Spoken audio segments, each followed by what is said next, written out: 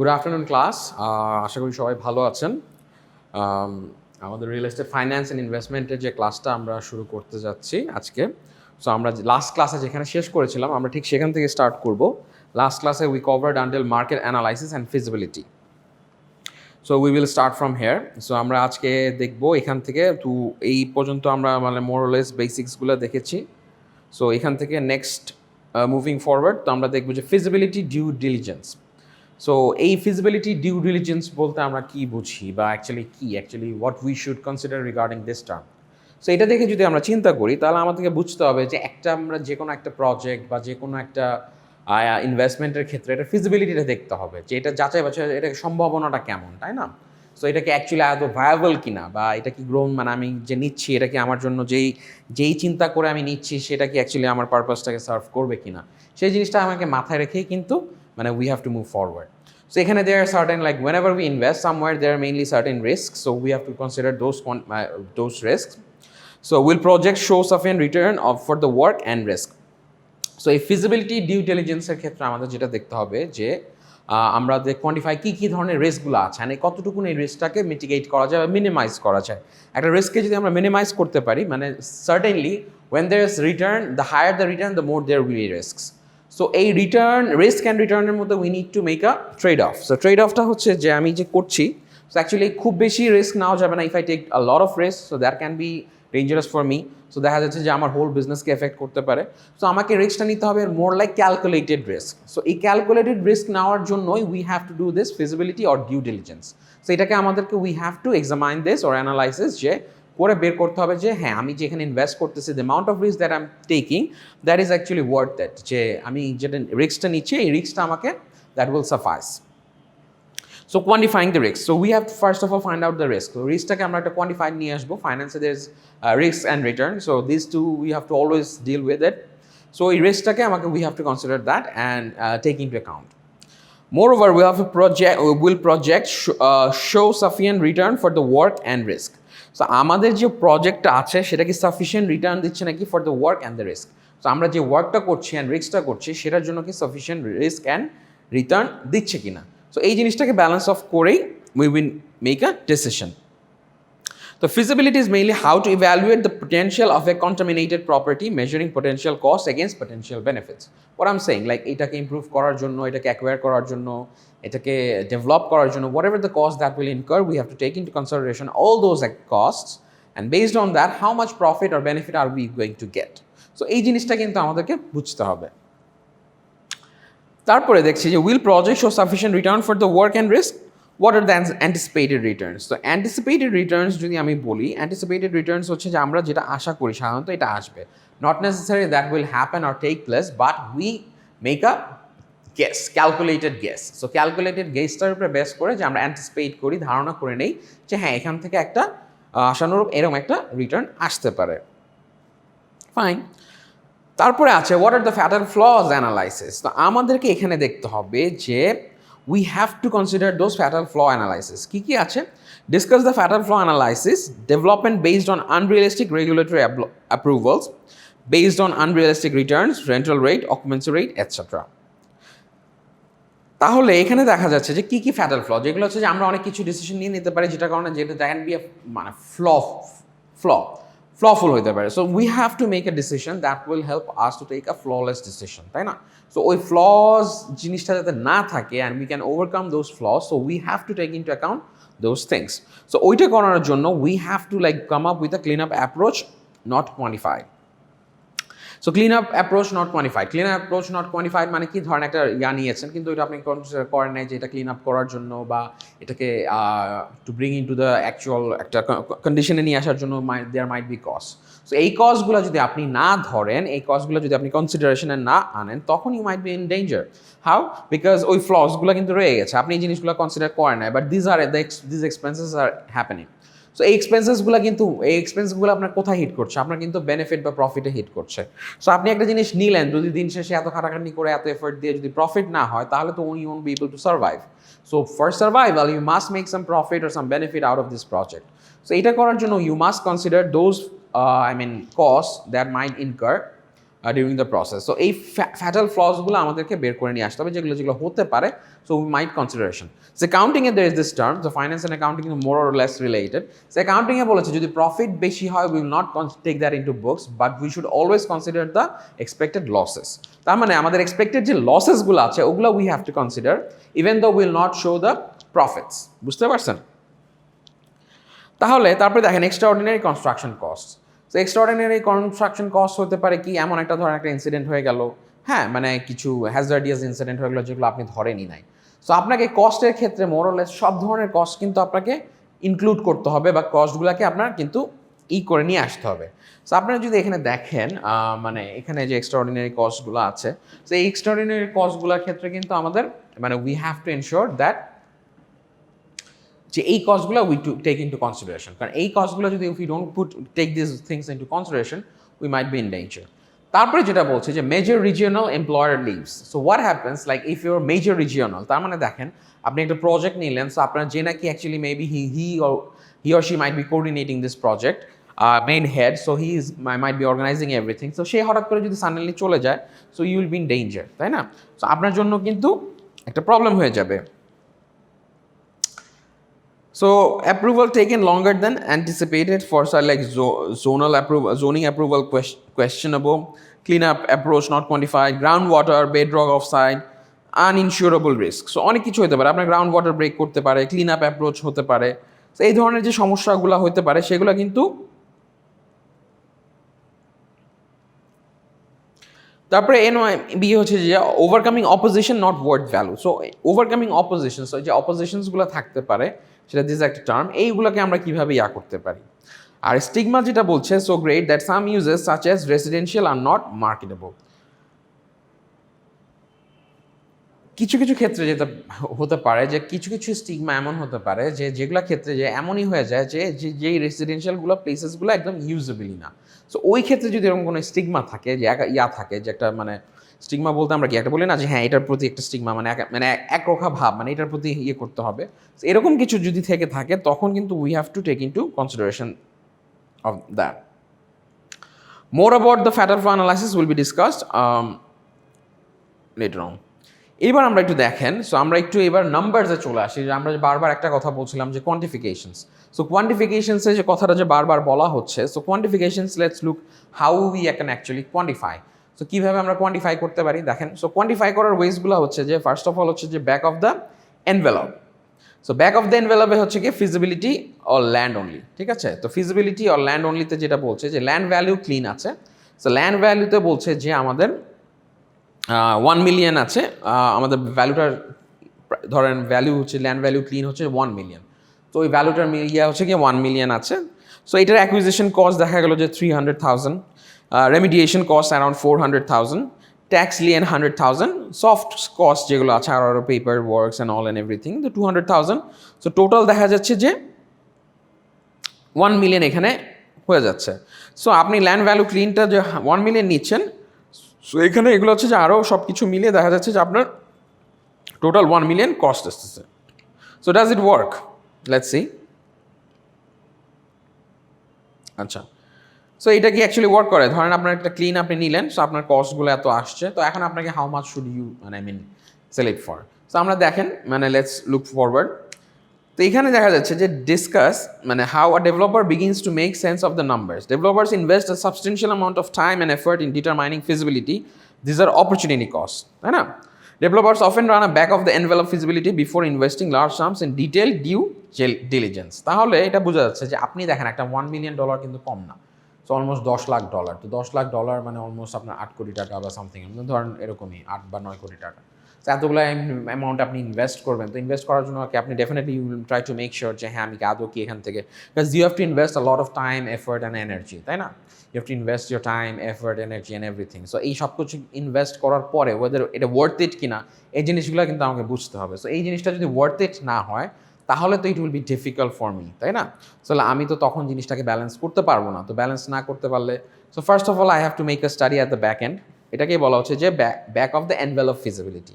তো আগেই আমাকে এটা এনভেলপ একটা ফিজিবিলিটি স্টাডি করে নিতে হবে ডিউ ডিলিজেন্সের থ্রুতে। বুঝা গেছে? তো এখানে আরও দেখা যাচ্ছে যে সো আমরা এখানে মোরলেস দেখলাম যে কি কি আছে। সো আরেকটু জাস্ট ডিসকাস করি অ্যাকুইজিশন অ্যান্ড রেমিডিয়েশন কস্ট সাধারণত যেগুলো কি আপনার clean value, not bargain, profit in project must come from the development, discuss alternative acquisition scenarios for example, ঠিক আছে। If seller were to accept negotiation price of এত plus indemnities and insurance at a cost then total acquisition. So Atho leaves 125,000. So if seller were to accept negotiated price 100,000 plus indemnities and insurance at a cost of 75,000, then total acquisition cost is 175,000. So leave some 125,000 potential profit on acquisition. So acquisition cost দেখেন, so এখানে acquisition cost আমি 300 দেখিয়েছি, but if seller were to accept negotiated price, সেলারের কাছে যদি আমি ধরেন আমি তো 300,000 নিচ্ছি for the acquisition cost. So এই অ্যাকুইজিশন কস্ট নেওয়ার ক্ষেত্রে যদি আমি if I can do it within 175,000-এর মধ্যে, তাহলে কিন্তু I am just bringing in home like around $125,000. So which is kind of which will be a profit for me. তাহলে দেখেন প্রোফর্মা দেখতে হবে, কারণ এখানে আমরা অ্যানালাইসিস করতে গেলে it's a finance subject, so এখানে we have to consider those numbers. So নাম্বারসের ক্ষেত্রে স্টেটমেন্ট দেখেন, স্টেটমেন্ট প্রোফর্মা যেটা বলছে statement that represents the probable future net operating income of an investment property. তার মানে প্রোফর্মা কি একটা স্টেটমেন্ট, যেই স্টেটমেন্টটা that represents the probable future net operating income. তার মানে আপনার যে statement that represents the probable future net operating income of an investment property. তার মানে এখানে বোঝা যাচ্ছে যে এটা হচ্ছে যে আপনার একটা স্টেটমেন্ট যেটা কিনা আপনার রিপ্রেজেন্ট করে the probable future net operating income of an investment property. So ওই জিনিসটা উই হ্যাভ টু কনসিডার যে আমরা প্রবাবল ফিউচার যে নেট অপারেটিং ইনকাম আছে ওই জিনিসটা কনসিডার করছে। This could also be called an operating or cash flow statement. এই প্রোফর্মার ক্ষেত্রে দেখা যাচ্ছে এই স্টেটমেন্টটাকে we can call it as operating or cash flow statement, কারণ আমার তো 5 ইয়ার্স ধরে একটা প্রজেক্ট আমি রান করবো, that may be for 5 years or 6 years. So এটার মধ্যে তো আমার একটা অপারেটিং ক্যাশ ফ্লো দেখাতে হবে, operating or cash flow statement. So এই অপারেটিং অ্যান্ড ক্যাশ ফ্লো স্টেটমেন্টটা দেখালে আই ক্যান মেক শিওর যে whether I can work with it or not, ঠিক আছে। Then we have I must do the income and expense analysis as well. Income and expense আমি করছি। তারপরে হচ্ছে APOD, that is annual property operating data. So এই ডেটাগুলোর থেকে we will mainly profit. তো চলুন এখন আমরা একটা দেখি প্রোফর্মা রিয়েল এস্টেট ফাইন্যান্স বেসিক্সের ক্ষেত্রে ইন্ট্রোডাকশন টু লেভারেজ। তো দেখেন এখানে যেটা বলছে, তো discuss the use of proformas, what information is included in a proforma, discuss this simple proforma. তাহলে এই যে এখানে দেখেন এটা একটা প্রোফর্মা স্টেটমেন্ট। সো এই প্রোফর্মা স্টেটমেন্টে দেখেন প্রজেক্টেড কস্ট মানে যেটা সম্ভাব্য cost, what might incur. So ওই কস্টগুলো we have to take into consideration. So projected কস্টসের মধ্যে কি কি আছে দেখেন, অ্যাকুইজিশন আছে, সফট কস্টস আছে, হার্ড কস্ট আছে, রেমিডিয়েশন অ্যান্ড ক্যারি কস্ট আছে। তো টোটাল প্রজেক্ট কস্ট হচ্ছে কি আপনার 100,000, ঠিক আছে। সো এখানে আমি দেখা যাচ্ছে 100,000। সো নেট অপারেটিং ইনকাম দেখেন NOI, মানে অপারেটিং যে ইনকামগুলো হবে এটা তো প্রজেক্ট কস্ট গেল 100,000, আর ইনকামগুলো দেখেন কি আসতেছে 14,000 ইনকাম আসতেছে। এই ইনকামের সাথে এগেনস্ট আমার 4,000 অ্যারাউন্ড এক্সপেন্স আছে। তো এক্সপেন্সটা বাদ দিলে ইনকাম থেকে, গ্রস ইনকাম থেকে I am getting an amount of 10,000।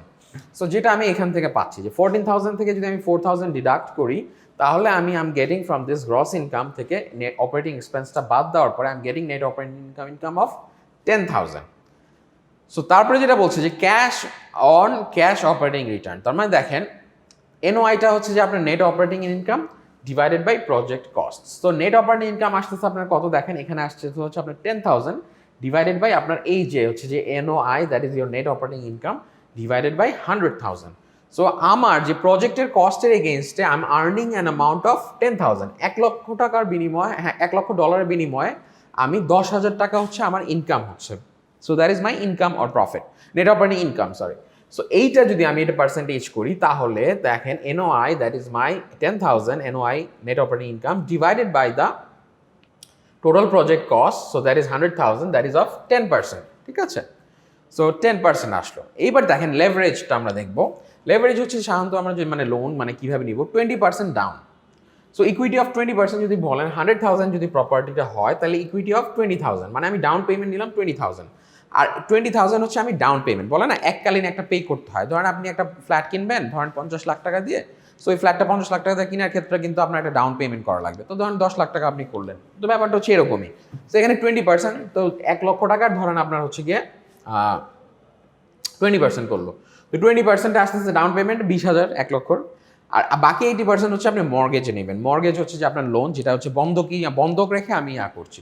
তো হয়তো অ্যাপার্টমেন্টটা মর্গেজে রাখবে at how much, at 6%, 6% interest রেটে আপনি এই মর্গেজটা নিচ্ছেন। 80,000-এর এগেনস্টে আপনার 6% পে করতে হবে। তাহলে দেখেন আপনার গ্রস ইনকাম ছিল হচ্ছে কি 14,000, এক্সপেন্সেস ছিল 4,000, ডেপ্ট অর সার্ভিস ক্যারি, ঠিক আছে, 4,800। তাহলে আমরা যদি দেখি ডেট সার্ভিস হচ্ছে যে দেখেন আপনার একটা যদি আমরা হিসাবটা দেখাই, তাহলে হচ্ছে এই যে 80,000-এর যে 6% আছে, এই 80,000-এর 6% মানে ডেপ্ট। কারণ আপনি যে ইন্টারেস্ট রেটে নিচ্ছেন, যে আপনার ডেপ্ট অর সার্ভিস যেটা হচ্ছে, সেটা হচ্ছে 4,800।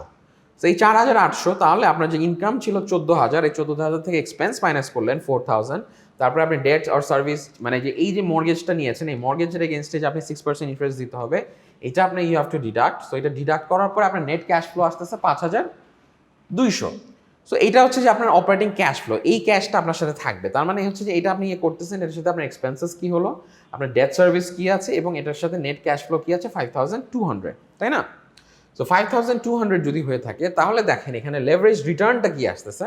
লেভারেজ রিটার্ন হচ্ছে যে আপনি রিটার্ন পাচ্ছেন কত, তাহলে আপনার তো এটা তো মর্গেজে নিয়েছেন, মর্গেজে এগেনস্টে আপনার এত পার্সেন্ট দিতে হচ্ছে, that is will be a cost. সেই কস্টটাই হচ্ছে আপনার ডেট সার্ভিস 4,800।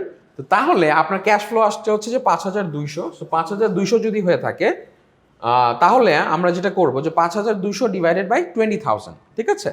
সো 20,000 যদি আপনি ডিভাইড করেন 5,200 ডিভাইডেড বাই 20,000, তাহলে we are getting a return of 26%, ঠিক আছে? সো 26%, তো 26% যদি আমরা দেখি, তাহলে এখান থেকে আমরা দেখতে পাচ্ছি যে এই 26%-এর সাথে যেটা হচ্ছে যে আমাদের এই 26% যেহেতু আছে, এই 26%টা হচ্ছে যে আমার লেভারেজ রিটার্ন। তার মানে দেখেন আমি এখানে ইনভেস্ট করেছিলাম কত, মেনলি অ্যাকচুয়াল আমার ইনভেস্টমেন্টটা কত। সো আমার অ্যাকচুয়াল ইনভেস্টমেন্টটা কিন্তু হচ্ছে যে 20,000 টাকা হচ্ছে অ্যাকচুয়াল আমার ইনভেস্টমেন্ট, দ্যাট ইজ 20,000, তাই না? তো এই 20,000টা হচ্ছে আমার অ্যাকচুয়াল ইনভেস্টমেন্ট, আমি ইনভেস্ট করেছিলাম ফর বাই 100,000 প্রপার্টি। আর 100,000 20,000 ডাউন পেমেন্ট দেওয়ার পরে বাকি 80,000 কিন্তু আমি মর্গেজ নিয়েছি। মর্গেজের এগেনস্টে আমি একটা service charge, I mean interest rate pay করেছি, যেটা আমার এখানে কস্ট হিসাবে ধরেছি।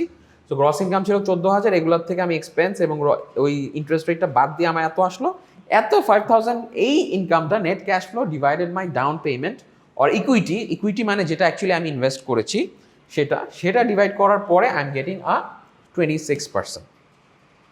তাহলে দেখেন এখন যেটা বলছে যে প্রজেক্ট সেল ভ্যালু, অ্যাকচুয়ালি আমার প্রজেক্ট সেল ভ্যালুটা কত হওয়া উচিত, তাই না? সো এখানে বলতেছে এনওআই, তো এনওআই হচ্ছে যে আমার নেট অপারেটিং ইনকাম ছিল 10,000 ডিভাইডেড বাই ক্যাপিটাল রেট, ঠিক আছে? রেট হচ্ছে যে 10% সাপোজ। সো 10% যদি হয়ে থাকে, তাহলে প্রজেক্টেড সেল ভ্যালুটা হচ্ছে গিয়ে প্রজেক্টেড সেল ভ্যালু অ্যাকচুয়ালি আমি কত টাকায় সেল করব। তো সেল ক্ষেত্রে দেখা যাচ্ছে যে আমি যদি 100,000 টাকায়, এই যে 100,000 না, এই যে টোটাল আমার ছিল হচ্ছে গিয়ে net operating income divided by এই যে 10%কে আমি ডিভাইড করলাম 100,000 দিয়ে, তাহলে 10%কে ডিভাইড করলে আমার প্রজেক্টের আসতেছে হচ্ছে 10,000কে দিয়ে ডিভাইড করলে আমার 100,000। So that is my total project cost of এত। So that will be my project value and capitalization, that should be the project sale value. বুঝতে পেরেছেন?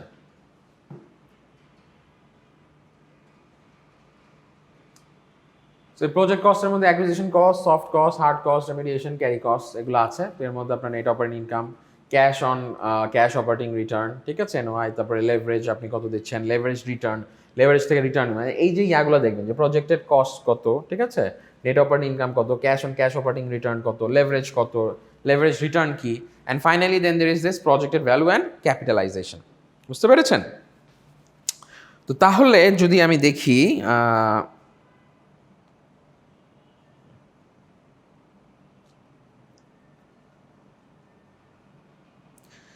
if the cap rate is higher, দেখেন এখানে বলছে if the capital rate is higher the project value is lower। তার মানে দেখেন if the capital rate is higher যদি হয়, তাহলে the project value টা will be lower. The cap rate reflects risk। তার মানে যে আপনি যে ক্যাপিটাল দিচ্ছেন, যে ক্যাপিটাল রেট যেটা আছে সেটার ক্ষেত্রে হচ্ছে যে আপনার এটাকে সাধারণত রিস্ক রিপ্লেট করে। তার মানে এটা যত বেশি হবে, মানে the higher it will be, the project value is lower. তার মানে এটা যত বেশি হবে প্রজেক্ট ভ্যালুটা সাধারণত আরও কম হবে, that will be lower. So লোয়ারের ক্ষেত্রে দেখেন, the if property is held and rents go higher, if property is held and rents go higher while cost and mortgage remain same, then NOI and net cash flow are higher. তার মানে যখন কিনা cost এবং mortgage same থাকে, remain same করে, then net operating income আপনার বেড়ে যাচ্ছে, net operating income and net cash flow are higher. তার মানে যদি কস্ট, প্রপার্টি কস্ট মানে রেন্টস দেখা যায় held and rents go higher, তাহলে while cost and mortgage remain same, then আপনার net operating income and net cash ফ্লোটা are higher. If capital rate remain same, যদি ক্যাপিটাল রেট রিমেইন সেম থাকে, দেন leverage return and equity value are higher. যদি আমার capital রেটটা same থাকে, যে capital রেটটা দিস ইজ মাই 10%, যদি সেম থাকে তখন দেখা যাচ্ছে যে then leverage return and equity value are higher. If after several years net cash flow is 12,000, project value is 120,000, same cap rate. দেখেন যদি আফটার সেভারাল ইয়ার্সের পরে নেট ক্যাশ ফ্লো যদি আমার আসে হচ্ছে গিয়ে সাপোজ 12,000, আর প্রজেক্ট ভ্যালু আসলো ধরেন, তখন প্রজেক্ট ভ্যালু হয়ে যাবে যদি মানে হয়ে যাবে হচ্ছে যে আপনার 120,000, সেম ক্যাপিটাল রেটে যদি থাকে। 80,000 mortgage still in place, equity has double to 40,000। তার মানে চিন্তা করে দেখেন, যদি আপনার নেট ক্যাশ ফ্লোটা যদি বেড়ে যায়, দেখা যাচ্ছে যে 12,000 আসে আফটার সেভারাল ইয়ার্স, এটা যদি আপনি ডিভাইড করেন সেম রেট দিয়ে, তখন আপনার ইয়ের ভ্যালু হয়ে যাচ্ছে 120,000। তো মর্গেজ কিন্তু সেমই থাকবে 80,000, তো আপনার এখানে দিয়ে দিতে হবে হচ্ছে কি আপনার অ্যানাদার অ্যাডিশনাল 20,000-এর জায়গায় 40,000 পে করতে হবে। You could refinance 80% of 1,000, 96,000, pay off first mortgage and keep 16,000. আরও এখানে যেটা বলছে, আপনার এটা নোটসে পাবেন, নোটসে আছে প্রজেক্ট কস্ট, প্রজেক্ট ভ্যালু, ঠিক আছে, ক্যাশ অন রিটার্ন। তাহলে leverage return and yield require more calculation. Internal rate of return measures all cash flows over time, includes residual value. This is a very comprehensive tool that involves inflation and other assumptions. It can be deceptive but is still used in the industry extensively. Okay, so more or less এখান থেকে আমরা বুঝলাম। তো এখন নেক্সটে আমরা যেটা দেখব সেটা হলো যে আপনার পোটেনশিয়াল গ্রস ইনকাম, মানে পোটেনশিয়াল গ্রস ইনকামটা কী হতে পারে, what might be hour income. তো ওই পোটেনশিয়াল গ্রস ইনকামটাই আমরা এখানে দেখব। তো পোটেনশিয়াল গ্রস ইনকামটা যদি আমরা দেখি তাহলে কি বলছে এখানে দেখেন, যে total income অ্যাট্রিবিউটেবল to real property at full occupancy. তার মানে টোটাল ইনকামটা যেটা আমরা আর্ন করতে পারি অ্যাট্রিবিউটেবল টু রিয়েল প্রপার্টি, হ্যাঁ, যে টোটাল ইনকামটা আমরা আর্ন করব যেটা হচ্ছে attributable to real property at full occupancy before vacancy or collection loss and operating expenses are deducted. তাহলে মানে আমরা যেই টাকাটা পাচ্ছি before any vacancy or collection loss, যে কোনো লস অ্যান্ড এক্সপেন্সেসের ক্ষেত্রে, সো ওইটা হচ্ছে যে আমার পোটেনশিয়াল গ্রস ইনকাম। গ্রস মানে নেট না, কিন্তু গ্রস ইনকাম সাধারণত যে এক্স্যাক্ট যে আমি অ্যামাউন্টটা পাচ্ছি, the amount that I am getting, so ওই জিনিসটাকে I have to consider that as a gross income before deducting say any মানে real property at full occupancy before vacancy collection loss and operating expenses are deducted. So এই জিনিসগুলোকে consider করে যখন আমি যে vacancy আর collection loss and operating expenses আর এই জিনিসগুলোকে যখন কনসিডার করে আমি পাচ্ছি, তখন it's like I am taking this into account, ঠিক আছে। তারপরে দেখেন রেন্টের ক্ষেত্রে, রেন্ট যদি আমরা চিন্তা করি যে রেন্ট অ্যাকচুয়ালি কী হচ্ছে, তো রেন্টের ক্ষেত্রে দেখা যাচ্ছে যে একটা হচ্ছে যে আপনার contract rent. So contract rent ক্ষেত্রে যেটা আসতেছে যে the actual contract rent, the actual rent income specified in a lease. তো একটা লিজের মধ্যে যে অ্যাকচুয়াল রেন্টাল ইনকাম স্পেসিফাইড থাকে সেটাকে আমরা সাধারণত কন্ট্রাক্ট রেন্ট বলে থাকি। সো একটা স্পেসিফাইড যে অ্যাকচুয়াল রেন্ট সেটা হচ্ছে আমাদের ইনকাম। আরেকটা হচ্ছে যে মার্কেট রেন্ট, মানে লিজের মধ্যে যে অ্যাকচুয়াল রেন্টাল ইনকাম থাকে সেটাকে আমরা কন্ট্রাক্ট রেন্ট বলি। যে আমি একটা লিজ করলাম, লিজিংয়ের মধ্যে আমি নিয়ে নিলাম যে এত করে আমাকে মাসে দিতে হবে, লিজের এগেইনস্টে যেটা একটা ভাড়ার মতো দেয়, তো সেটাকে আমরা সাধারণত কন্ট্রাক্ট রেন্ট বলে থাকি। আর মার্কেট রেন্ট হচ্ছে যে rental income that property would most probably command in the open market. তার মানে ডিম্যান্ড অ্যান্ড সাপ্লাই উপরে ডিপেন্ড করবে। মার্কেট রেন্ট যদি বলি, এখন দেখা যাচ্ছে অনেক চাহিদা, আমি এই ফ্ল্যাটটা আমি 18,000 টাকাও ভাড়া দিতে পারি বা 20,000 টাকাও দিতে পারি। তখন যদি চাহিদা অনেক বেশি হয় আমি তো 20,000 টাকা দিব, মানুষ নেওয়ার জন্য আগ্রহী থাকবে। So based on the market ডিম্যান্ডের উপরে বেস করে the rental income that property would most probably command in the open market. So open market বলতে আমরা বুঝি যে free demand and supply. So এই জিনিসটা ওপেন মার্কেট উপরে, this is estimated from the current rents being paid and asked for comparable spaces of the date of analysis, যেটা আমরা সাধারণত এইভাবে নির্ধারণ করে থাকি যে একটা লিজ না, যে লিজের মধ্যে আমাকে এভরিডে আমি লিজ যেটা হয় যে সাধারণত লিজের ক্ষেত্রে যেটা হচ্ছে যে আমার একটা স্পেসিফাইড অ্যামাউন্ট থাকে যে প্রত্যেকটা অ্যামাউন্ট 5 ইয়ার্সের জন্য প্রত্যেক মাসে আমি এত করে হবে।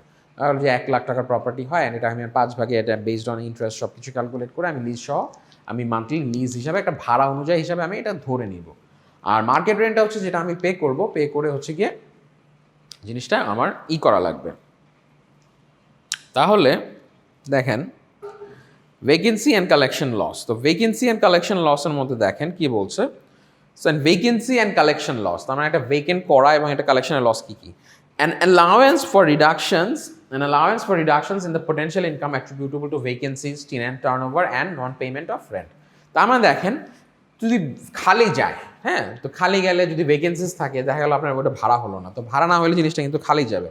সো খালি গেলে কিন্তু that is kind of a loss for you, তাই না? ওটা আপনার জন্য একটা লস। তো ওই লসটা যদি হয় সেই ক্ষেত্রে কি হবে আপনার, তাহলে কিন্তু এই লসগুলোকে you have to take an allowance for reductions in potential income. তার মানে আপনি যে পোটেনশিয়াল ইনকামটা ভাড়ার যে ইনকামটা পেতেন market rent or contract rent what ever it is, এই রেন্টের এগেনস্টে যে একটা ভ্যাকেন্সি অ্যান্ড কালেকশন লস হচ্ছে যেটা যে আপনার পোটেনশিয়াল অ্যাট্রিবিউটেবল টু ভ্যাকেন্সিস, যদি জিনিসটা খালি থাকে, টেন্যান্ট টার্নওভার থাকতে পারে and non payment of rent. ঠিক আছে, যে আপনি রেন্টটাকে পেমেন্ট করলেন না, তো পেমেন্ট করলো না, ভাড়াটিয়া থাকলো না, আবার ভাড়াটিয়া চলে গেল, অনেক সময় খালি থাকলো, এই যে লসগুলো হচ্ছে সেগুলোকে সাধারণত আমরা ভ্যাকেন্সি অ্যান্ড কালেকশন লস, মানে সাধারণত যদি খালি যায় তাহলে যে একটা লস হবে যে আমার টাকাটা পাচ্ছি না মাসিক ভিত্তিতে, অ্যাজ ওয়েল অ্যাজ দেখা যাচ্ছে যে খালি না গেল, তো মানে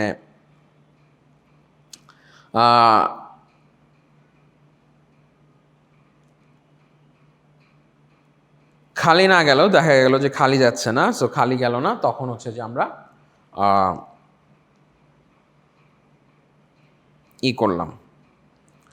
তো এই জিনিসগুলো কিন্তু আমাদের কনসিডারেশনে আনতে হবে যে এই লসগুলো যদি হয় যে খালি গেল বা ভাড়া দিল না বা ভাড়া দিয়ে চলে গেল, এই জিনিসগুলো।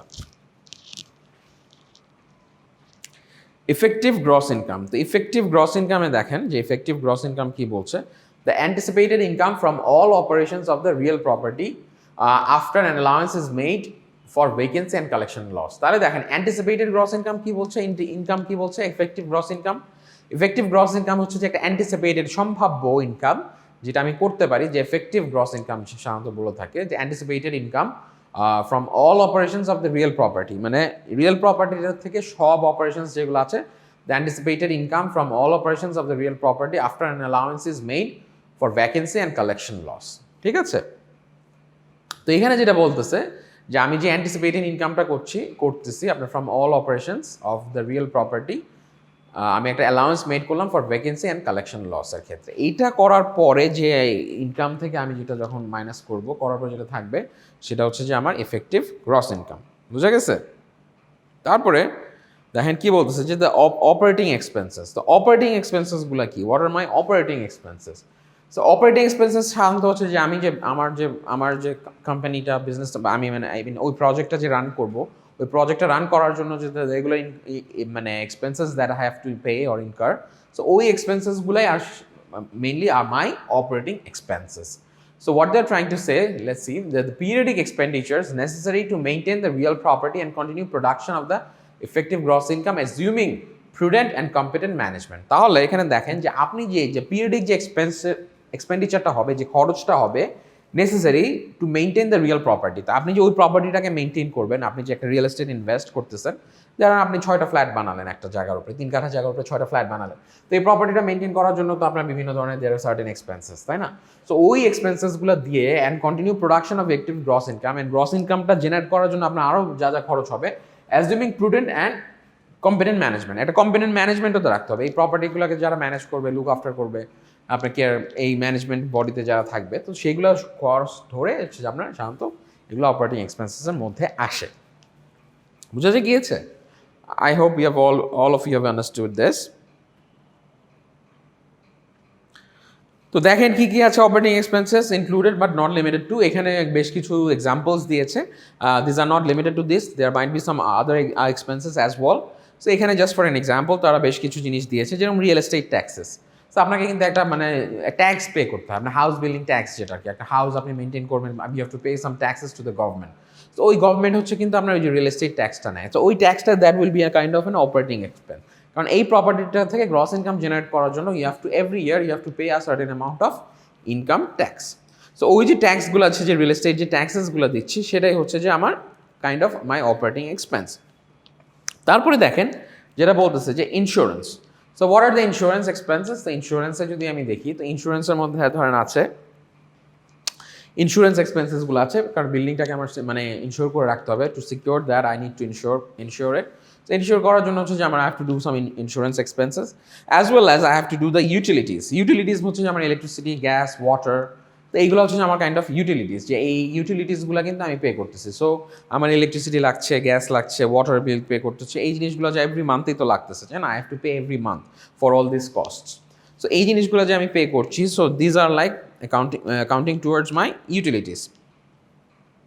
তারপরে there might be some repair and maintenance থাকতে পারে। বিভিন্ন দেখা যায় কোনো কিছু নষ্ট হয়ে যেতে পারে, লিফটের সার্ভিসিং করতে হতে পারে, লিফট মেনটেনেন্স করা লাগে। তো লিফটের জন্য যে কস্টটা হতে পারে এভরি মান্থ মেবি একটা কস্ট আপনাকে পে করতে পারে, একটা এক্সপেন্স। সো ওই জিনিসগুলো কিন্তু। তারপরে আপনার আছে জেনারেল অ্যান্ড অ্যাডমিনিস্ট্রেটিভ। সো আপনার যদি অনেক বড় প্রপার্টি হয়, ধরেন আপনার 20 তলা বিল্ডিং, এর মধ্যে 8টা করে ফ্ল্যাট, সো হিউজ বিশাল প্রপার্টি, তখন কিন্তু আপনার একটা জেনারেল অ্যান্ড অ্যাডমিনিস্ট্রেটিভ ডিপার্টমেন্ট লাগবে। সো সব কিছু মেনটেন করার জন্য কে কখন ভাড়া দিচ্ছে কিনা, কার বিল কত আসছে, গ্যাস বিল, কারেন্ট বিল, পানির বিল, সব কিছু মেনটেন করার জন্য। তারপরে আপনার মানে কার পার্কিং যে রেন্টাল, সব কিছু মিলায় ওভারঅল সব কিছু একটা যেটার জন্য you need a general and administrative. তারপরে then there is called the ম্যানেজমেন্টরা আছে। ম্যানেজমেন্টরা কী করছে? The management and the salaries. তো স্যালারিজগুলো অলসো দ্য ম্যানেজমেন্ট আছে। তো আপনি যদি একটা লোক ইনভলভ করেন, একটা ম্যানেজমেন্ট কমিটি রাখেন, একটা অ্যাডমিনিস্ট্রেটিভ রাখেন, সো এই জিনিসগুলোর জন্য তো ইউ হ্যাভ টু পে, তাই না? সো এই স্যালারিজগুলো will be counted under the operating expenses. এখানে যা যা আছে মানে আরও অনেক কিছু আসতে পারে, সেগুলো আমাদেরকে মাথায় রাখতে হবে। তাহলে এইবার দেখেন নেট অপারেটিং ইনকামটা কী বলছে। সো আমরা কিন্তু একটা যে প্রো ফর্মা স্টেটমেন্ট দেখেছিলাম, প্রো ফর্মা স্টেটমেন্টে আমরা মোটামুটি একটা ধারণা পেয়েছি যে কী ধরনের কী হতে পারে বা কী থাকে, তাই না? সো ওই ধারণার থেকে এখন আমরা যদি মানে করি, তো দেখেন the actual or anticipated net income that remains after all operating expenses are deducted from effective gross income. তাহলে কি বলছে যে the actual or anticipated net income, তাহলে আমাদের মানে যে জিনিসটা হচ্ছে actual or anticipated net income that remains after all operating expenses are deducted from effective gross income। তাহলে কি বলতেছে দেখেন যে আমরা যেটা করতেছি the actual or anticipated net income that remains after all operating expenses, যে এই যে ইনকামটা থাকে অ্যাকচুয়ালটা বা anticipated after deducting all the operating expenses are deducted from effective gross income।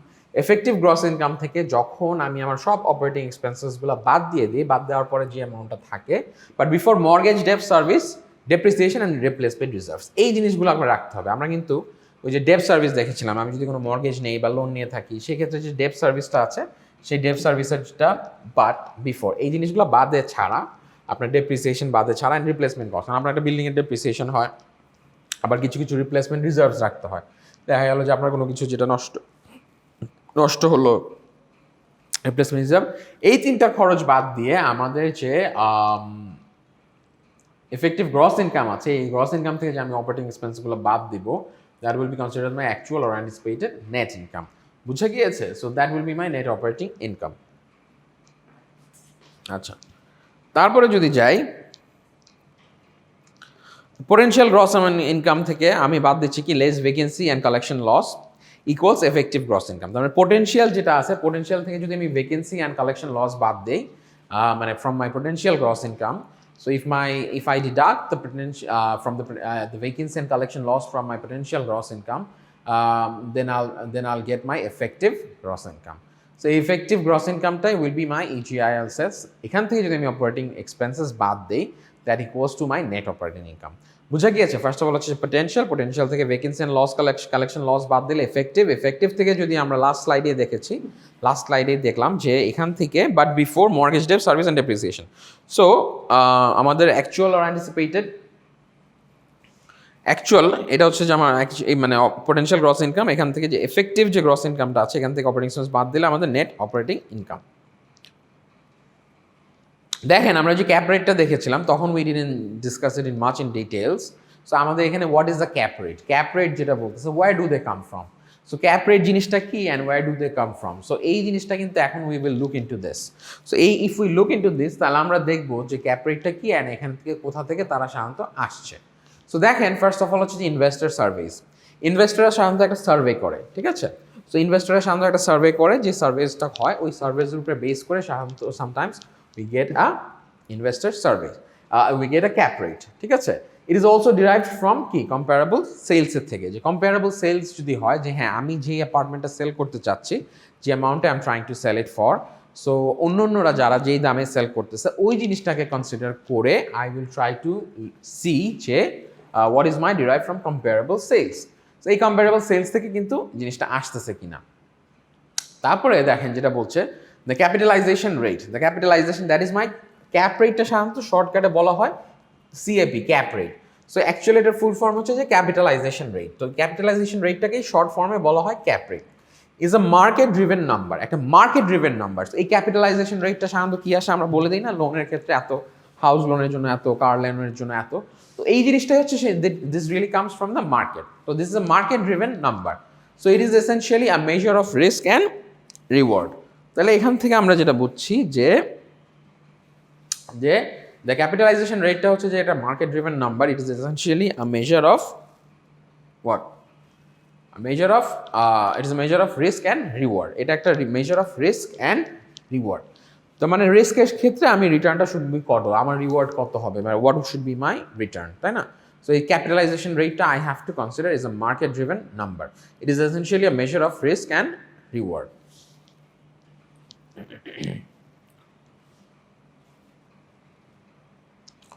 তাহলে এখানে দেখেন যে what is the residual or terminal cap rate. So রেসিডুয়ালটা কি বলতেছে যে what is should be the residual or terminal cap rate and overall capitalisation rate used to estimate the resale of a property. তাহলে এখানে যেটা বলতেছে এটা হচ্ছে একটা overall capitalisation rate, residual or terminal cap rate, capitalisation rate and overall capitalisation rate used to estimate the resale of a property. তার মানে এটা হচ্ছে একটা ওভারঅল ক্যাপিটালাইজেশনের যেটা নাকি সাধারণত ইউজ করা এস্টিমেট করার জন্য resale of a property, usually based on the anticipated stabilised income for the year beyond the holding period. তো আমি এখানে দেখতে পাচ্ছি যে একটা overall capitalisation rate use to estimate the resale of a property usually based on the anticipated stabilised income for the year or beyond the holding period. আমি যতদিন ধরে রাখবো বা এই ইয়ারের জন্য বা বিয়ন্ড দ্য হোল্ডিং পিরিয়ড আমি যতদিন ধরে রাখতেছি এটা কনসিডার করে হচ্ছে যে আমি আমার capitalisation rate. Residual or terminal বলা হচ্ছে, টার্মিনাল হচ্ছে যে 2 বছরের জন্য 3 বছরের জন্য হতে পারে residual. An overall capitalization rate used to estimate the resale of a property usually based on the anticipated stabilized income for the year beyond the holding period. বুঝা গিয়েছে? তো ভ্যালু অ্যান্ড ক্যাপ রেটস দেখি। তো আমরা capitalise value calculate করার way কি আছে দেখেন ফাইন্যান্সের ক্ষেত্রে, যে ভ্যালুটা কি হবে, ভ্যালু হচ্ছে যে আপনার net operating income divided by capitalisation rate. So এখন আপনার নেট অপারেটিং ইনকাম দেখা গেল যে এখানে হচ্ছে ধরেন আপনার ভ্যালুটা হবে কত 100,000, তো 120,000 ডিভাইডেড বাই 12,000 দ্যাট কামস 100,000। আবার যদি ভ্যালুটা হয় 120,000 আপনার যদি ক্যাপিটালাইজেশন রেট হয় 8% তাহলে কিন্তু আপনার বেড়ে যাচ্ছে, দেখছেন 15,000 হয়ে যাচ্ছে। ওয়ারাজ এটা যদি আবার দেখেন 12% যদি বেশি হয়, সে এখানে আমরা দেখতেছি যেটা এখানে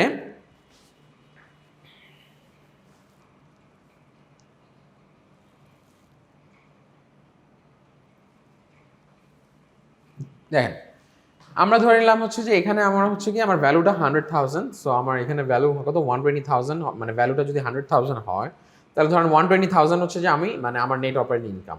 তো আমার নেট অপারেটিং ইনকাম যদি হয় 120,000 আর আমার ক্যাপিটালাইজেশন রেট যদি হয় ক্যাপ রেট যেটা যদি 12% হয়, তাহলে আমার ভ্যালু আমার ওই যে ফাইন্যান্স মানে প্রপার্টির ভ্যালুটা কত দিয়ে দাঁড়াচ্ছে, ভ্যালুটা দাঁড়াচ্ছে 100,000। দেখেন আমার এটা কিন্তু সেম আছে, আমার নেট অপারেটিং ইনকাম সেম আছে, বাট ক্যাপিটাল রেট যদি কমে যায়, ক্যাপিটাল রেট কমে গেলে কিন্তু আমার প্রপার্টির ভ্যালু বেড়ে যাচ্ছে, দেখছেন ক্যাপিটালাইজেশন রেট যদি বা ক্যাপ রেট যদি কমে যাচ্ছে, when it is getting reduced কমে যাচ্ছে, তখন কিন্তু আমার জিনিসটা ওভারঅল ভ্যালুটা বেড়ে যাচ্ছে, বেড়ে কত হয়ে যাচ্ছে 1500,000, বুঝতে পেরেছেন? তো দেখা যাচ্ছে যে হ্যাঁ 120,000 ছিল, 120,000 থেকে জিনিসটা দেখা গেল সরি এটা সেমই আছে 120,000, সো 12% থেকে কমে কত হলো 8%, 8% ডিভাইড করেন 120,000 ডিভাইডেড বাই 8%, এটা করলে আমার সাধারণত আসছে হচ্ছে গিয়ে আপনার 1500,000, বুঝা গেছে? সো 1 মিলিয়নের জায়গায় 1500,000 হয়ে যাচ্ছে। আবার যদি ক্যাপিটালাইজেশন রেটটা বেড়ে যায় 12% থেকে 14% হয়ে যায় আর প্রপার্টি ভ্যালু সেম আছে, তাহলে আমার তখন কত আসতেছে 857,143, বুঝতে পারছেন? তো এটা যখন হচ্ছে তো তখন হলে হচ্ছে কি আমার যে ভ্যালুটা অ্যাকচুয়ালি কত আসতেছে। তাহলে দেখেন, discuss the formula for cap rates. So capital রেটসের জন্য ফর্মুলাটা ডিসকাস করতে হবে। What are the formula? সাধারণত ব্রাউন ফিল্ড যদি হয়, ব্রাউন ফিল্ডগুলোর ক্ষেত্রে হয়তো সাধারণত হায়ার ক্যাপিটাল রেট থাকে। হায়ার ক্যাপিটাল রেট হলে সাধারণত আপনার ভ্যালুটা কম আসে, কারণ ব্রাউন ফিল্ড হচ্ছে যে এস্টাবলিশ না, মানে ইটস লাইক বেয়ার ল্যান্ড, ঠিক আছে, কৃষি জমি হলে এটার জন্য ক্যাপিটালাইজেশন রেটটা সাধারণত কম থাকে। ক্যাপিটালাইজেশন রেটটা সাধারণত আমরা ইসের থেকেই পেয়ে থাকি, বুঝতে পারছেন? আচ্ছা, এইবার দেখেন rate for typical property types. এইবার আমরা একটা এক্সাম দেখবো যে finance and value and capitalisation rates. তো ক্যাপিটালাইজেশন রেটসটা সাধারণত কী প্রকার কী হয়ে থাকে, কোন কোন ধরনের? So according to based on প্রপার্টির উপরে সাধারণত কতটা কোনটা আছে, এগুলো সাধারণত মার্কেট থেকে ড্রিভেন হয়। আমরা আগেই বলেছি যে ক্যাপিটালাইজেশন যে রেটটা আছে, this comes from the market. So market থেকে যে রেটটা আসে সেটা কিন্তু উই হ্যাভ টু কনসিডার। সাধারণত যে সেম সেলসগুলো হয় বা মার্কেট ড্রিভেন থেকে সার্ভেগুলোর থেকে আমরা বের করে। সো যদি আপনার অফিসটা ডাউন টাউনে হয়, সাপোজ একটা মানে ডাউন টাউন বলতেছে একটা জায়গা, মানে ধরেন বাইরের কথাই বললাম, ডাউন টাউন অফিস হলে সাধারণত 8.5%। ডাউন টাউন মানে একটু শহরের বাইরে, তো ওখানে দেখা যাচ্ছে যে জায়গাটা একটু কম দাম, তো ওখানে সাধারণত ক্যাপিটালাইজেশন রেটটা কম হয়, তো ধরেন 8.5%। আবার যদি একদম ধরেন ডাউন টাউন, আমি বলতে চাচ্ছি ডাউন টাউন ধরেন আপনি যে পূর্বাচলে যে এখন একটু অফিস করেন, তার জিনিসটা একটু ডাউন টাউন অফিস হবে এখন, মানে এখন ওই জায়গাগুলো ডেভেলপ হয়নি, তো 8.5%। আবার যদি একদম বনানী গুলশান এই এরিয়াতে করতে চান, তাহলে ক্যাপিটাল রেটটা সবচেয়ে মানে একটু হাই হবে, সাবারবান অফিস। ইন্ডাস্ট্রিয়ালে হলে 8.9%, রিসার্চ অ্যান্ড ডেভেলপমেন্টে 9.2%, দ্যাট ইজ দ্য হায়েস্ট। বাইরের দেশগুলোতে রিসার্চ অ্যান্ড ডেভেলপমেন্টে they are very focus, so এই ধরনেরগুলো। অ্যাপার্টমেন্টস হলে 8.5%, ফুল সার্ভিস হলে 9.8%, লিমিটেড সার্ভিস হোটেল হলে 11.1%, কমিউনিটি শপিং সেন্টার হলে 9.1%, অ্যান্ড রিজিওনাল মল হলে 8.5%। সো এখানে থেকে আপনারা দেখতে পাচ্ছেন যে এই যে ভ্যারিগুলো, এই রেটগুলো কিন্তু ভ্যারি করে। সো দেখছেন এই রেটগুলো মানে যত ক্যাপিটাল রেটস, মানে যত ক্যাপিটালাইজেশন রেট যত বেশি হবে, প্রপার্টির ভ্যালু তত কম হবে, আর ক্যাপিটালাইজেশন রেট যত কম হবে, প্রপার্টির ভ্যালু তত বেশি হবে। বুঝা গিয়েছে? তো এগুলো সাধারণত একটা এখানে একটা এক্সাম্পল আমরা দেখতে পারি। এই এক্সাম্পল থেকে we can have a look. So এই এক্সাম্পলে দেখা যাচ্ছে সাইট লোকেশন আছে আপনার সারাসোটা, ফ্লোরিডাতে, অ্যালং I-75, ঠিক আছে? ফ্লোরিডা, এটা আমেরিকার একটা কথা বলতেছে। আমেরিকার ওই জায়গার নাম হচ্ছে যে আপনার সারাসোটা। ওই সাইট লোকেশনটা আছে আপনার সারাসোটা, ফ্লোরিডাতে, অ্যালং I-75। সাইজ আছে সাধারণত আপনার 84 একর্স। ইমপ্রুভমেন্টস লাগবে হচ্ছে 284,000 ফিট স্কোয়ার ইন্ডাস্ট্রিয়াল বিল্ডিং। তার মানে আমি 84 একর্সের মধ্যে আমি I will come up with, or I will build a 284,000 square feet industrial building. Historic use কি ছিল? ম্যানুফ্যাকচারিং, সাধারণত হিস্টোরিক ইউজেই। এখন আমি যদি এই প্রপার্টিটাতে ইনভেস্ট করতে চাই বা এই রিয়েল এস্টেটটা আমি নিতে চাই, তাহলে actually what should I do? তো এই জিনিসটা এক্সাম্পলটা এখানে দিচ্ছে।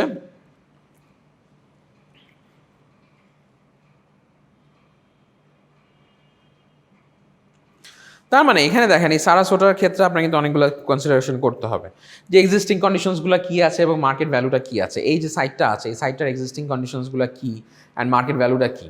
Discuss why the site has such great potential, এই সাইটটার এত গ্রেট পোটেন্সিয়াল কেন, and but developers were scared to invest, but developers are were really scared to invest, মানে they are afraid of investing in this.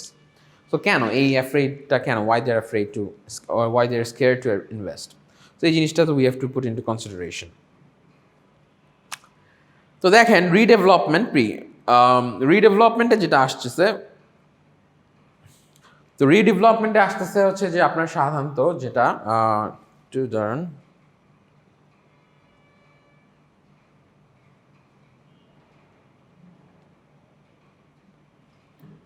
Two second,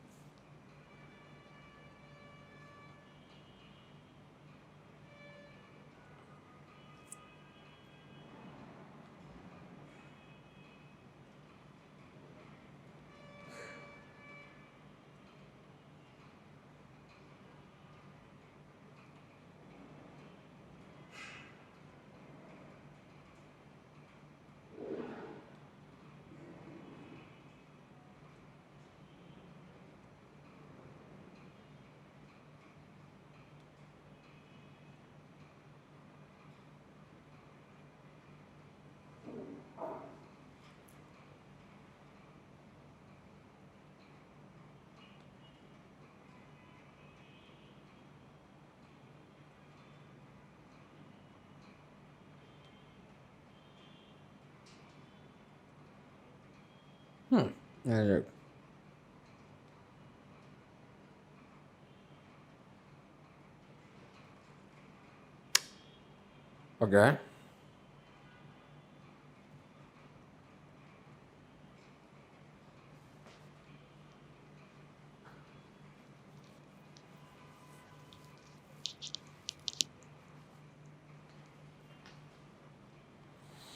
তাহলে দেখেন সারাসোটা কি বলছে, redevelopment plan. তো রিডেভেলপমেন্ট প্ল্যানের মধ্যে যেটা আসতেছে, renovate existing building for office and light industrial use. তার মানে আপনি রিডেভেলপমেন্ট প্ল্যানে যদি থাকে, এক্সাম্পল রিডেভেলপমেন্টাল প্ল্যানে যেটা থাকে, so you have to renovate the existing building for office and light industrial ইউজের ক্ষেত্রে। তারপর আপনার যে এক্সিস্টিং বিল্ডিংটা আছে সেটা আপনি মানে renovate existing building for office and light industrial use. তো অফিস বা আপনার লাইট ইন্ডাস্ট্রিয়াল ইউজের জন্য আপনি কিন্তু you have to do that. তারপরে frontage to be restaurants, hotel and highway oriented retail. তাহলে ফ্রন্টেজ যেটা আছে টু বি রেস্টুরেন্টস হতে পারে, হোটেল হতে পারে, and highway oriented retail. So এই জিনিসগুলো যে আছে, frontage to be restaurants, hotel and highway oriented retail. Back acreage to be big box retail or distribution. তার মানে ব্যাক অ্যাক্রিয়েজ আছে, এই ধরনের কস্টগুলো মাইট হ্যাপেন। তো এই ধরনের কস্টগুলো যদি হয় যে একটা সারাসোটা লোকেশন, এই সাইড লোকেশন আপনি একটা করবেন। সো কী ধরনের কস্ট হতে পারে, renovate existing building for office and light industrial use. আপনার বিল্ডিং এক্সিস্টিং যে বিল্ডিংটা আছে সেগুলো আপনাকে মানে করতে হতে পারে। ফ্রন্টেজে রেস্টুরেন্ট হতে পারে, hotel and highway oriented retail করতে পারেন। ব্যাক অ্যাক্রিয়েজে to be big box retail or distribution. So এই ধরনের কস্টগুলো মাইট ইনকার।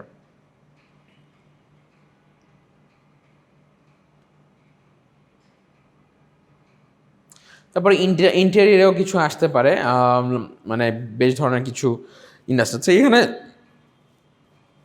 মূলত যেটা বোঝানোর চেষ্টা করা হচ্ছে যে আপনি একটা প্রপার্টি নেবেন, সেটা ম্যানুফ্যাকচারিং আগে ইউজ হতো।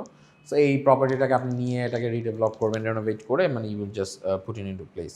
তো এটার জন্য আপনার কী কী লাগবে? তো এক্সাম্পল সারাসোটাতে ছেলে হলে দেখেন যে এনভায়রনমেন্টাল ইস্যুসগুলো কী কী আছে। অ্যাক্টিভ আরসিআরে কী আছে, HSWA permits and consent order. So active আরসিআরে কী আছে, HSWA-তে কী আছে, permits and consent order. So এই জিনিসগুলো কী কী আছে এগুলো কিন্তু আপনার ওই দেখতে হবে। তারপর ground water and soil contamination on and off site. So active আর তারপর আছে গ্রাউন্ড ওয়াটারের কী অবস্থা, আবার বা সয়েলটা কি কন্টামিনেটেড কিনা অন অ্যান্ড অফ সাইড। 40 অ্যাগ্রিটিস এগুলো আর কি হচ্ছে জাস্ট মানে রিভিউইং স্টিগমা। তো এই ধরনের জিনিসগুলো কিন্তু you have to take into consideration. So অনেক ধরনের cost might incur. Just a basic example. So এখানে দেখেন অ্যাকুইজিশন ডিলটা কি হলো। তো অ্যাকুইজিশন ডিলটা ওরা যে অ্যাকুইজিশন ডিলটা করলো, তো অ্যাকুইজিশন ডিলটা হয়েছে এরকমভাবে যে acquire land and building for 10 million. So যে ল্যান্ড অ্যান্ড বিল্ডিংটা আছে that is they are going to acquire for 10 million and the rest 3 million for the remediation cost. So remediation cost হিসাবে তারা ওই 3 মিলিয়নটা নিচ্ছে। Seller provided with insurance backed indemnification and seller achieved appraised value remediation cost. তার মানে acquire land and building করার জন্য তার লাগতেছে কত, 10 মিলিয়ন লাগতেছে, অ্যান্ড 3 মিলিয়ন লাগতেছে ফর দ্য রেমিডিয়েশন। অ্যাকোয়ার করলাম ল্যান্ড অ্যান্ড বিল্ডিংয়ের জন্য for 10 million and 3 million for the remediation and seller provided with insurance back indemnification. So seller provided insurance back ইনডেমনিফিকেশনের জন্য লাগতেছে seller achieved appraised value remediation cost. So এই জিনিসগুলো কিন্তু আমার I have to take into consideration. So এই জিনিসগুলো যখন I put into considerations, so এই কনসিডারেশনসগুলো নেওয়ার পরে মানে that will be my acquisition deal. So এই অ্যাকুইজিশন ডিলটা সেক্ষেত্রে হওয়া লাগবে। তাহলে কী কী আসছে, acquire land and building from 10 million, 3 million for remediation and seller provided with insurance back and remediation cost. বুঝা গিয়েছে?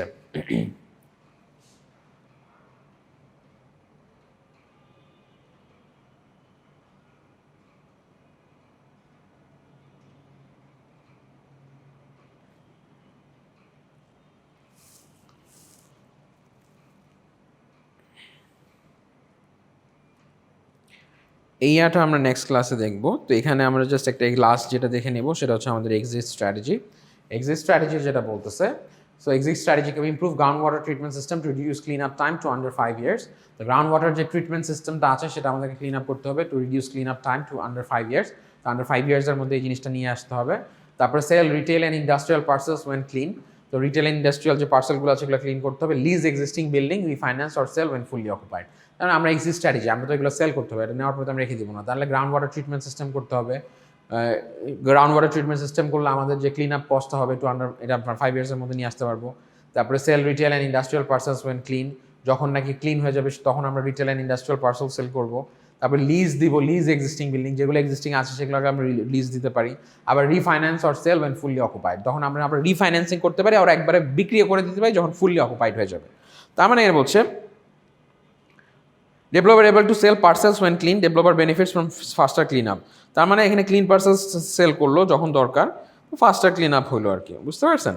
তো এই জিনিসগুলো কিন্তু আমাদের we have to take into consideration. তো এই জিনিসগুলো যদি আমরা কনসিডারেশনসে রাখি তাহলে we will be able to do well. বুঝা গিয়েছে?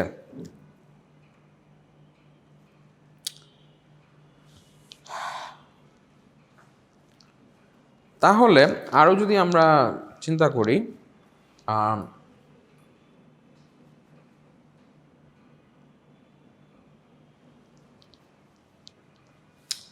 এখানে যেটা হচ্ছে যে সারাসোটার এক্সাম্পলটাই আমরা we are trying to focus more on this. So আজকে আমরা we have covered almost a lot of things. তো এখান থেকে দেখা যাচ্ছে যে মানে আমরা সারাসোটা কভার করলাম, ফাইন্যান্স কি, value and cap, residual and cap রেটটা দেখলাম, where do they come from, potential gross income কি, নেট এন্ড অপারেটিং ইনকাম কি, অপারেটিং এক্সপেন্সেস কি, হ্যাঁ, তারপরে আপনার এফেক্টিভ গ্রস ইনকাম কি, vacancy and collection loss, contract rent, potential gross income, তারপরে একটা প্রো ফর্মা স্টেটমেন্ট দেখলাম, প্রো ফর্মা স্টেটমেন্ট কাকে বলে সেটা আমরা দেখলাম, back of the envelope feasibility study কি, fatal law flow analysis, feasibility due diligence. তো এখান থেকে আমরা মূলত আজকে দেখেছি, আজকে দেখার পরে এই শেষ করলাম। তো ইনশাল্লাহ নেক্সট ক্লাসে আমাদের এই স্লাইডটাও শেষ হয়ে যাবে, that is tomorrow we will finish this chapter 1 will become, basics of real estate finance. We have took some time because এই টাইমটা নিয়েছি আমরা just because to make sure that we understand the basics well, because basicsটা যদি strong না হয়, foundation যদি strong না হয় তাহলে কিন্তু হবে না। Just like a similar building, আমরা কিন্তু একটা ইনভেস্টমেন্ট নিয়ে কথা বলছি, যে কোনো একটা প্রপার্টির ক্ষেত্রে কিন্তু ফাউন্ডেশনটা স্ট্রং হতে হয়, বেসিক্সটা স্ট্রং হতে হয়। বেসিকটা যখন স্ট্রং হবে তখন ইভেনচুয়ালি আমি যখন এটার উপরে ফ্লোর্স আফটার ফ্লোর্স দিব তখন কিন্তু it will can take the pressure. So ওই জিনিসটাকে আমাদের ইনশিওর করা লাগবে, বলে না যদি গোড়া শক্ত হয় তখন দেখা যায় আগা এমনি ভালো হয় আর কি। তো যাই হোক, thanks for your attention and for your class. Please have a look, and if you have any questions please we can discuss about those questions. Okay, for that, for today this is up, so we are going to wrap up now. Thank you, সবাই ভালো থাকবেন, আসসালামু আলাইকুম।